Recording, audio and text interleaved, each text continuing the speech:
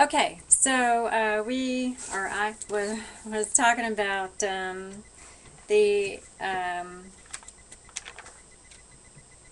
different research methods, and I think I ended on talking about descriptive methods like naturalistic observation, case studies, and laboratory observation and surveys.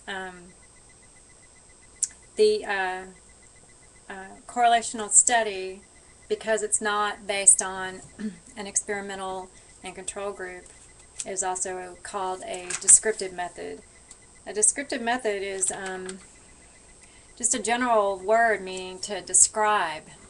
Um, so the experimental method with the experimental and control group tries to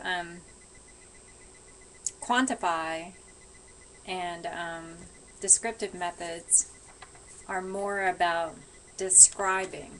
You still come up with numeric data and correlations and lab observations, sometimes in case studies, but and definitely in surveys. But they tend to be called descriptive studies. And then the authors also talk about cross-sectional, longitudinal, and sequential designs. Again, the reasons for choosing these different designs is dependent on their research question. Everything in a research project, every kind of experiment or research study is always goes back to the research question. The research question is what drives everything that you do in a research study. So cross-sectional designs take a cross-section of people from different groups, and they're looked at the same times. Longitudinal studies tend to take the same group of people and study them over a number of years. So typically a group of people, the numbers vary anywhere from 10 up to thousands. They are tested, and the testing methods can vary from blood tests to questionnaires to exercise studies, whatever. So they're tested at different periods of time. And longitudinal studies can last anywhere from typically 5 to 50 years, and a researcher can spend their entire lives studying one group longitudinally.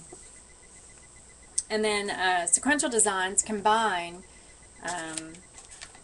cross-sectional and longitudinal designs.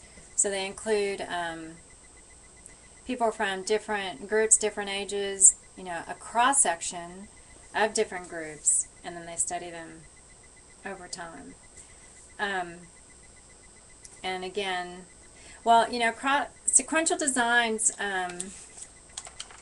they're very complicated, and so they're not done very often. It's pretty darn difficult to keep track of all the varieties of people, all the groups, and all the things that might be being tested in a sequential design. So they are very complex and pretty challenging for researchers to conduct. Your text gives you examples of what some of the data can look like, and some of the important reasons why you want to understand why longitudinal designs are great, but also there are disadvantages, as well as cross-sectional and sequential. And then cross-cultural research is discussed, and then research ethics. Research ethics is a very important part of conducting research, and when you actually do your own study, then you'll have more in-depth explorations and information about research ethics and why they're so important. One of the reasons why community colleges don't do that many research studies is because it takes quite a long time to get the ethics review board or the institutional research board or whatever it's called at the different institutions to sign off on a study. And so anyway, they are a very important part of conducting research.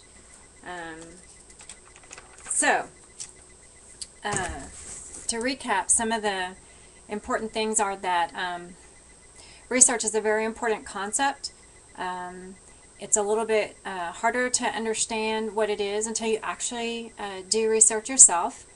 But you can, get a basic grasp of it from textbook chapters such as the one in Boyd and Bee. And a lot of information is based on research, but you want to be good research consumers, and that's one of the reasons why I kind of focus on it in this class, so that you have a pretty good foundation of it, and that when you're reading articles or newspaper articles or stuff on the internet, that you can read it with a critical eye and really understand that if someone is saying that they've found a cure, or that if you take aspirin and you won't have a heart attack, or whatever that is, that you'll have the basic understanding of being able to know that that person may or may not be accurate in the way they're presenting the information. And then as you go further in your college career, hopefully you'll get a chance to do your own research so you can get a better sense of what the kind of like the more subtle details mean, and how to interpret more research. And remember, it's very difficult to prove causation. There are very few things in this world that we know with absolute 100% certainty, and that can never be proven false, or that we might not learn something. So that's the other thing to keep in mind about research, is that we're always learning something new. So what's in your text? This text was written, I don't know, 2 or 3 years ago, and so there was probably new information. That doesn't make it bad or, somehow not good. I don't know what the terminology would be, but when you're reading any textbook, it's dated pretty much from when it's published, because people are always doing research and learning new things. It's usually not radically different information, but we do learn things. We add to the research knowledge base, and we improve our understanding of the world, including humans and human development. So the experimental method, the scientific method, that is our gold standard for science, and science in any field.